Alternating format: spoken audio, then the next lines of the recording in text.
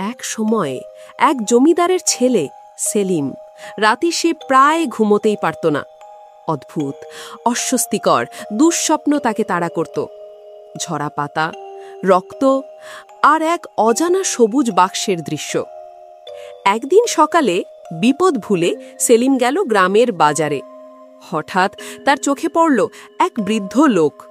পুরনো জিনিসপত্র বিক্রি করে সে। সেলিমের চোখ পড়ল একটি কাঁসার কুপি বাতির দিকে। বাতিটা দেখতে পুরনো, কিন্তু রহস্যে ভরা। সেলিম পছন্দ করল, কিনতে চাইল। কিন্তু বৃদ্ধের চোখ দুটো হঠাৎ গভীর হয়ে উঠল।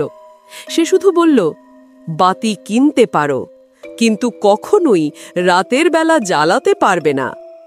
সেলিম হাসল, ভেবেছিল কুসংস্কার। সন্ধ্যায় বাতি জ্বালাতেই তার সামনে বেরিয়ে এলো ঘন ধোঁয়া, আর আসতে লাগলো অস্পষ্ট কর্কশ ফিসফিস শব্দ। ঝরা পাতা, সবুজ বাক্স, রক্ত, রক্ত। ভয়ে সেদিন রাতে তার এক মুহূর্তও ঘুম হলো না। সকালে সে ছুটে গেল বাজারে, কিন্তু বৃদ্ধ লোকটাকে কোথাও খুঁজে পেল না। যারা বহুদিন এখানে দোকান দেয় তারা বলল, এখানে তো 10-15 বছর ধরে কোনো বৃদ্ধ বসে না। সেলিমের গা শিউরে উঠল।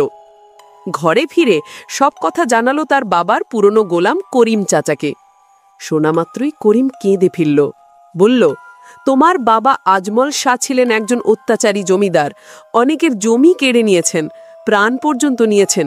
তুমি হয়তো তারই পাপের স্পর্শে আক্রান্ত। করিম তাকে নির্দেশ দিল পুরনো জমিদার বাড়ির সেই শতবর্ষী পাকুড় গাছের কাছে যেতে, যার পাতা সবসময় ঝরতে থাকে, কিন্তু কখনোই গাছ মারা যায় না। সেলিম খুঁজতে খুঁজতে সত্যিই সেই গাছের মাটির নিচে পেল একটি সবুজ এক বাক্স। ভেতরে জমির দলিলে 3টি নাম, জামিলা, আব্দুর রহমান আর সালমা। নিচে শুকিয়ে যাওয়া রক্তের দাগ। সেলিম বুঝল, এরা তার বাবার নিপীড়নের শিকার। সারা দেশে খুঁজেও যখন তাদের পাওয়া গেল না, সেলিম হাঁটতে হাঁটতে ক্লান্ত হয়ে এক পাহাড়ের পাদদেশে ঘুমিয়ে পড়ে। সেলিম স্বপ্নে সে দেখল 3 বৃদ্ধ এক গুহায় বসবাস করছে।